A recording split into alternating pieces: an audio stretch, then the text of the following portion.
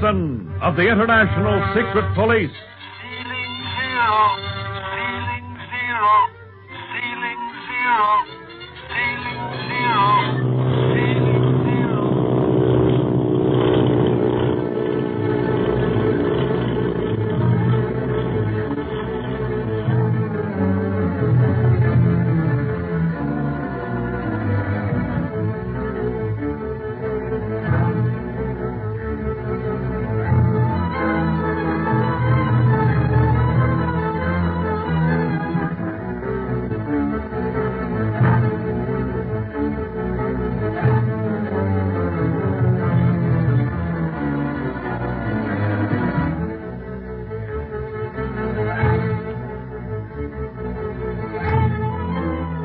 In trying to trace MarciaWinfield, who is prisoner of the octopus gang aboard a flower boat, ClintBarlow and Barney Dunlap of the International Secret Police are they themselves taken prisoner. Meanwhile, SpeedGibson, sensing that all may not be well with his uncle, makes arrangements with Li Ying, Hong Kong operator of the Secret Police, to go up the Siang River 200 miles in a fast police launch to where Clint and Barney are located, on the chance they may need help. They need it all right because Hop Toy, captain of the flower boat, has declared them prisoners, and we find the boys, along with Bob Gilmore, their new friend, locked in the hold of the flower boat. How's the weather out, Bob? Has it started raining again? No, Barney. At least we got something to be thankful for, then. So down here, it doesn't make much difference what kind of weather's out. Yeah, we were fools to have tried this, and we were so outnumbered. But with Marcia in danger, it was hard to decide on the best course. We had to move fast. We waited for the Hong Kong police. It would have given the octopus plenty of time to smuggle her inland. If you ask me, he's doing it anyhow, Clint. Fair chance we have a stopping him, locked away in this dark hole. Yes, but there's only some way of getting word to Hong Kong. Yeah, I'm sorry we let you in for this, Bob. Don't worry about me, Clint. I'm as anxious to find Marcia as you are. Her brother Larry was my best friend, you know. Yeah. Say, Bob, now that the excitement has died down for the time being, why did you give us the signal a while back? Why, some of the crew were loading boxes into a small boat from the shore. They were working very quickly and quietly. Didn't look just right. Boxes? Big boxes? There was one big one. Then that's why we couldn't find Marcia or the opium cargo. While we were looking through this dummy cargo of nails, the crew got rid of the damaging evidence. You mean that Marcia was in that large box? Yes, Bob. And now that they've set her ashore, it's less likely than ever that we'll find her while she's in transit. Then the best thing for us to do is to go back to Hong Kong and start all over again. Huh, Clint? Yes, if we ever get out of this hole. From what Hop Toy said, we'll soon be finding ourselves at the bottom of the Siang River instead of in Hong Kong. Oh, yeah? Listen, I've been wet this whole trip, and I'm getting tired of it, see? It's going to take more than a bunch of smugglers on a flower boat to sink me in the Siang. That's the talk, Barney. But right now, I don't know just how we're going to get out of this mess. We've searched every inch of this hold. There's no way out except through that hatch, and that's bolted. Yes, there's not even a porthole down here. We can fight it out with them when they come for us. We wouldn't last long. Remember, they've taken our guns. Yeah. If I only had a saw, maybe I could saw through the bottom of this floating flower garden. Oh, sink the boat and us with it, huh? Yeah, fine thing. We're sunk anyhow, if you ask me. How long have we been down here, Barney?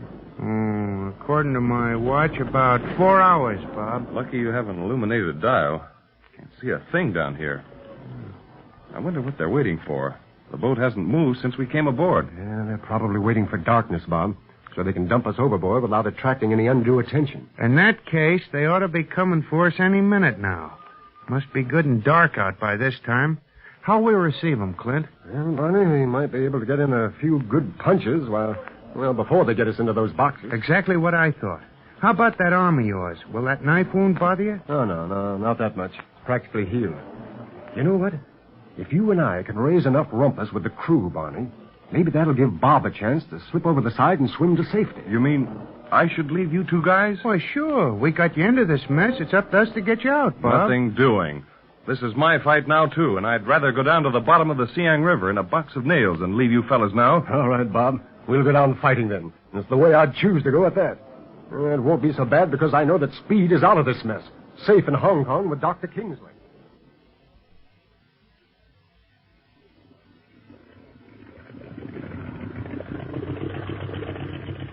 Gee, this is a swell boat, Li Ying.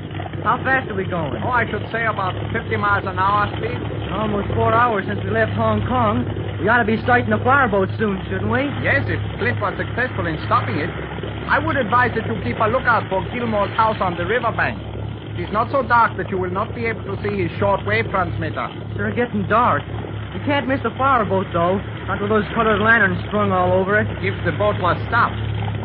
You know, Speed, the police captain thinks me quite insane to take this boat and his picked men up the Siang River on what you call a hunt, but what he calls a wild goose chase. Yeah, I guess anybody'd think that, Li Ying. But I'm sure glad you didn't. In the secret police, a hunch, or call it instinct if you will, plays a very large and important part in criminal pursuit. I have seen too many successful outcomes of hunches to laugh them off, Speed. Often, all we have to go on is a hunch. For the more clever the criminal, the fewer clues he leaves behind. The octopus certainly doesn't leave many clues. But I guess that's because he's got such a big organization now. You know how he got his start? No, I don't, Speed. There was nothing gradual about the growth of the octopus band. One day it was not in existence, the next day it was. That is all. He must have been working in secret a long time before that, though, Li Ying. Because Clint said that his band was like a closed corporation from the very beginning. Clint called him a genius at organization. Those were his exact words. A genius, yes, a genius of crime. Sometimes I wonder, Speed, if we shall ever catch the octopus. He has evaded us for so long already that, well, what is to prevent him from continuing this evasion? Clint and Barney. Maybe me, I hope. Clint always told me that every criminal makes a mistake sometime or another. And I think the octopus made his first one when he kidnapped Miss Marcia's brother.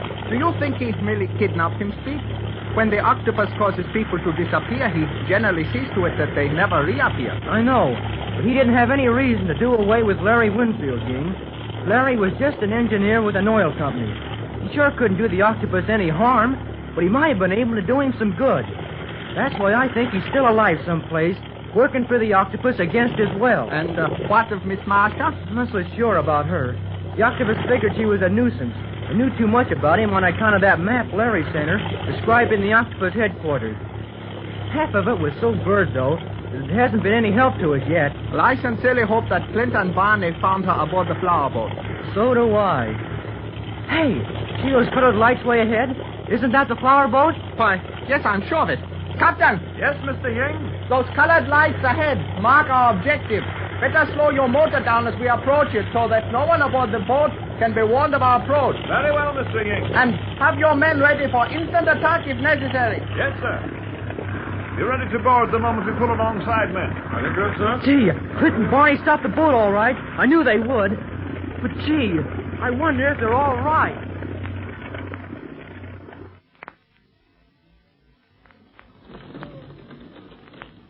I wish something had happened soon. This waiting's getting monotonous. Hey, here they come. You're getting your wish, Barney. Hey, quick, let's get up there by the hatch steps. You bet. And I hope that guy's with them that socked me when I gave you the danger signal, Clint. I'd like to return that sock with interest. Yeah, well, here we are. Now, quiet now. Turn on the light. Well, I'll be. I didn't know there was a light in the place, and here we are lit up like a Christmas tree. Ah, the secret police are ready to welcome us, eh? Best not to move. My men have you covered. What do we do, Clint? Follow Hoptoy's advice, Bob. Very good advice, ClintBarlow.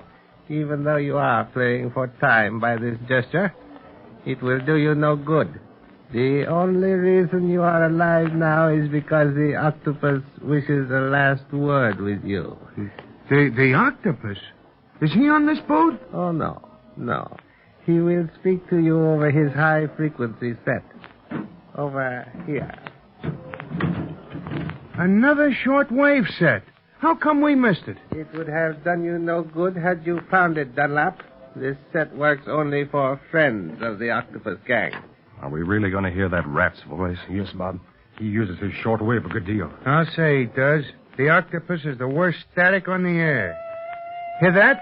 That's his theme song. You make fun of Master? Why not, Hopping Toy? What have I got to lose? Very true, Barney.